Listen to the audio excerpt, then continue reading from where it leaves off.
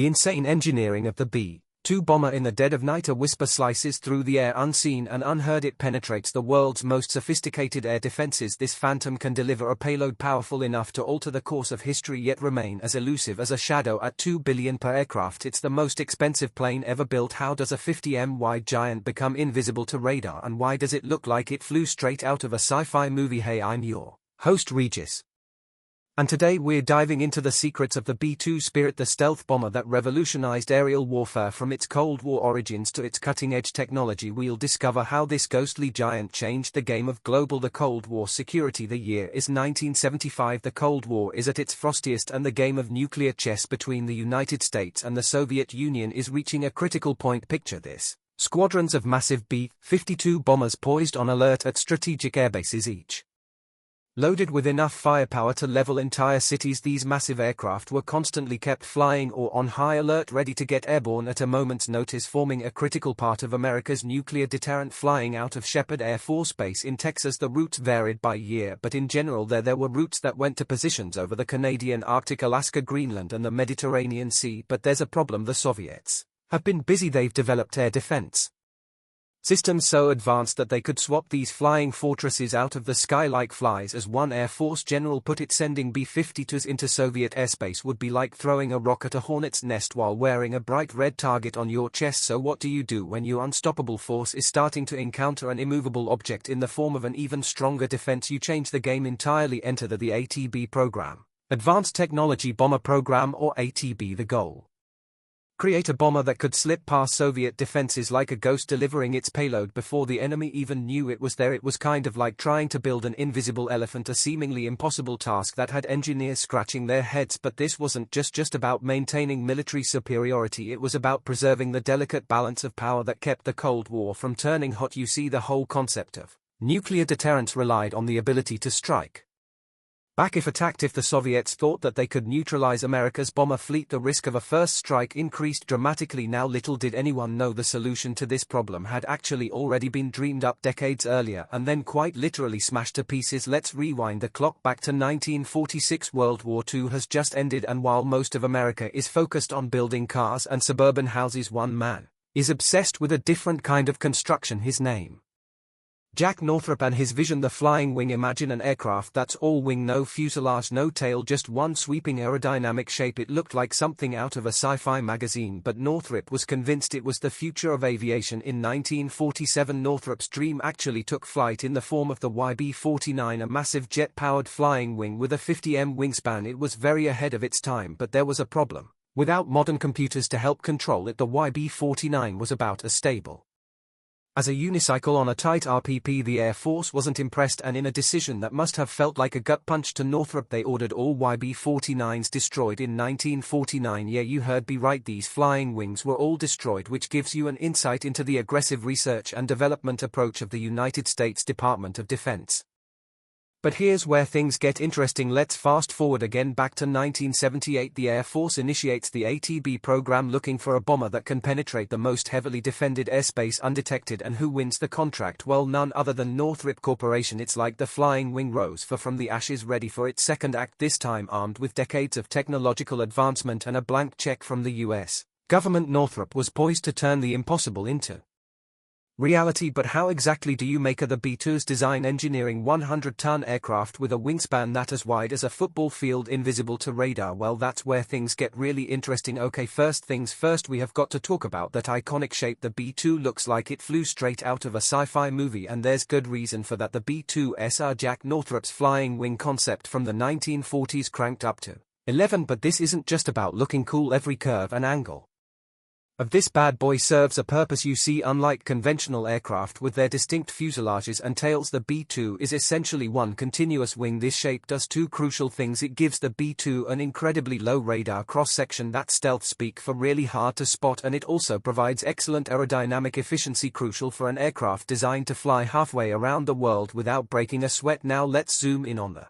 B-2's materials that give it its stealth Capabilities: the real magic happens on the surface. The B-2 skin is coated with top-secret radar-absorbent materials. These aren't your average paints, they are specially designed to absorb radar energy rather than reflect it. It's kind of like the B-2 is wearing an invisibility cloak, a cloak made of materials so classified I'd probably disappear if I told you about them. As you can see in this radar cross-section diagram, even the way the B-2 is built contributes to its stealthiness. The aircraft skin is made up of large smooth panels with minimal seams because every edge, every corner, every tiny imperfection could potentially reflect radar waves. Think of the B-2's exterior like a sleek sport car. No rough edges, no sharp corners, just if that sports car was the size of a warehouse and tried really hard to avoid getting spotted by speeding cameras. Anyway, here's where things get really tricky. As we already mentioned, flying wings are not very stable. Without a tail they tend to yaw and pitch, which basically means they just kind of tilt to the sides. To solve this, the B-2 used a fly-by-wire system which is so advanced that it's the literal definition of top secret. This computer control system makes constant adjustments to the aircraft's control surfaces, keeping it stable in flight. It's so sophisticated that the B-2 can pull off maneuvers that would be unthinkable for a plane this size. Imagine you're a radar operator and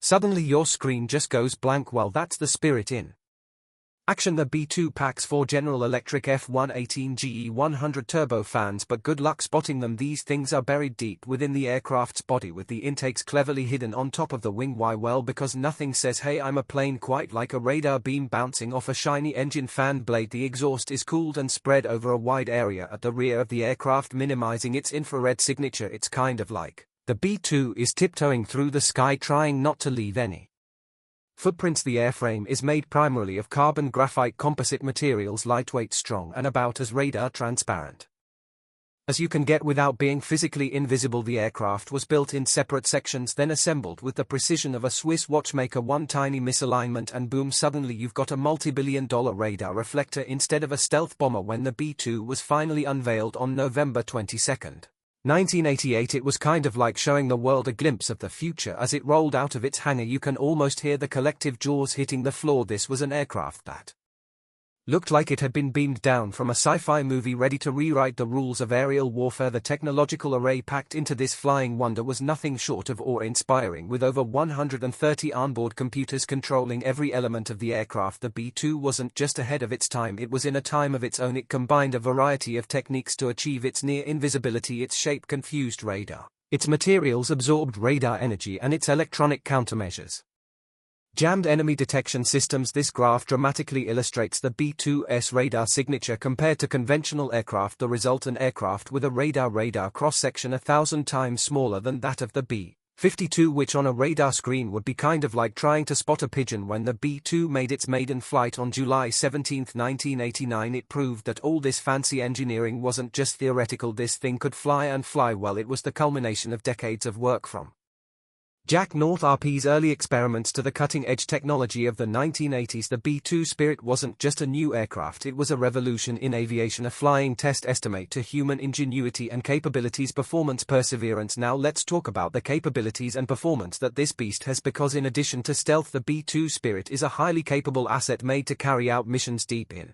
hostile territory. First up, let's talk everyone's favorite payload. It can carry 20 tons of bombs. Basically imagine squeezing 10 sedans into its belly, and we're not talking about just conventional bombs here. The B-2 is part of America's nuclear deterrent strategy for your everyday non-apocalyptic missions. The B-2 can carry up to 8,500 pounds GPS-guided bombs. That's precision strikes on 80 different targets in one single sortie. Or if you're feeling a little bit more ambitious, let's say it can deploy specialized weapons like the B-57 massive ordnance penetrator at 15 tons. This bunker buster is basically a small building that you can drop on other buildings, kind of like the Air Force's way of saying we don't care how deep you dig, we can still reach you. But here's where things get really impressive: the B-2's range on a single tank of gas. This thing can fly over 11,000 kilometers. That's like flying from New York to Moscow and still having enough fuel left to circle the Red Square a few times. And with aerial refueling, its range is basically anywhere on Earth. It's the kind of